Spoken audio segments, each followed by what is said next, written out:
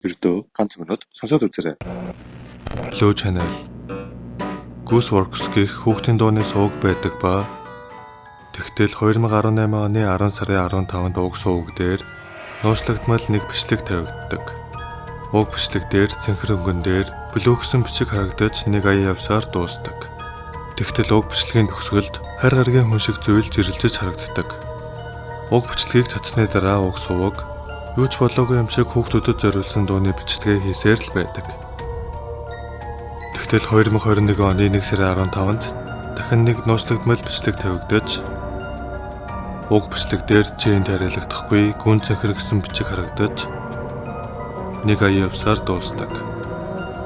Тэгтэл бичлэгийн төгсгөлд You Let Us In гэж хөнөөх хар гаргийн хүн харагддаг.